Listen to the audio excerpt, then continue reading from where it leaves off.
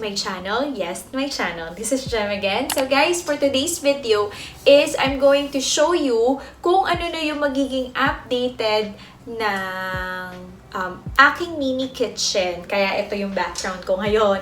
And also, I'm going to share din yung mga na-discover kong things na pwedeng makatulong sa atin to organize our food or ang ating pantry at yung ibang bagay na makakatulong or ginagamit natin to clean or to maintain yung cleanliness ng ating bahay. So yun guys, but before we start, is just in case you haven't part of my family yet, is please click the red button below and please i-add nyo na rin yung notification bell para lagi kang updated every time I will post a vlog like this. So if you want to see all the details, is just please keep on watching.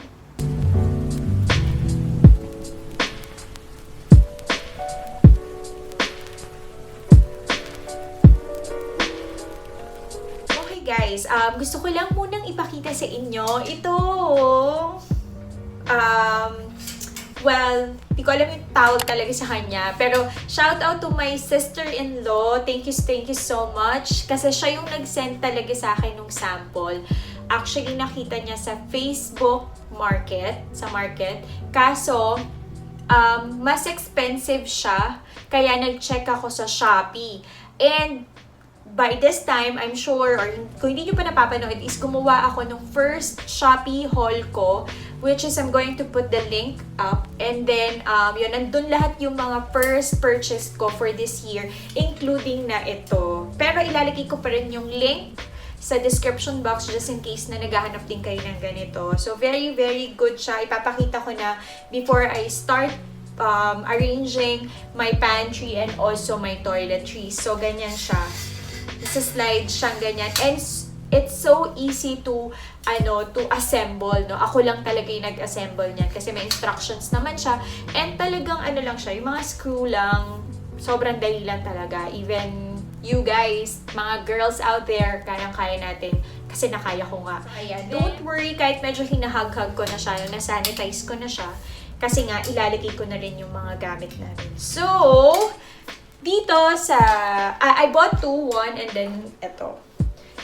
This first cabinet is lahat ng aming toiletries. And then, the second one naman is ang aming pantry. Lahat yan ay mga mini lamang, no? Talagang I'll make sure na nagamit yung lahat ng space na yan. So guys, let's start muna sa aking mini pantry, which is dito sa side na to.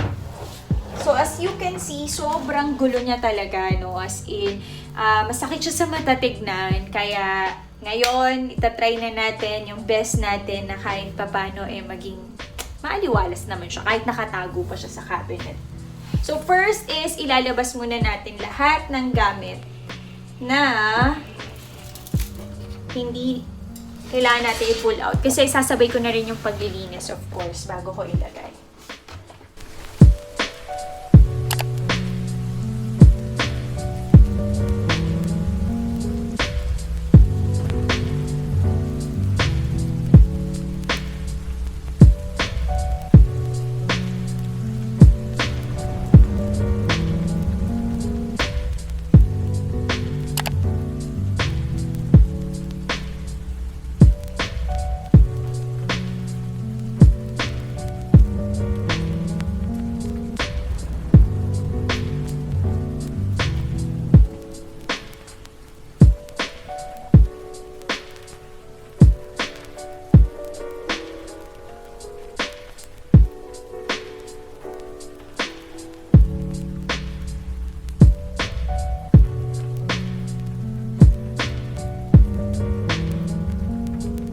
So, finally, ayan, tapos ko na yung mini pantry. Konti lang yung laman ngayon, pero ayan, pinagsama-sama ko lahat nung nasa sachet na drinks like for hot choco, coffee, then iced tea, tapos mga crackers, candies, ayan. Dito sa taas yung mga food, and then dito naman yung mga condiments. Ayan, yan yung pinakalalagyan ko for toyo, suka, oil,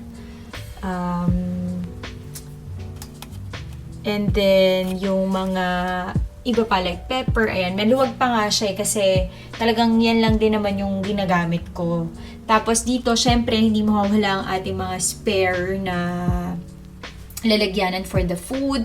Ito, kung mapapansin nyo, for ano din siya, for lalagyan siya ng ice cream before. Syempre, as a Pinoy, hindi yan mawawala. Pero ang laman niyan, yung mga spare like ibang noodles na natira pa, and then yung mga ibang salt ko na hindi ko pa malagay kasi puno pa yung nilagyan na yan. So, yan na yung pinaka-look niya. So, mas maluwag na siya at maganda-ganda na siyang tignan compared dun sa dati. Ayan. So, move naman tayo sa aking mga toiletries.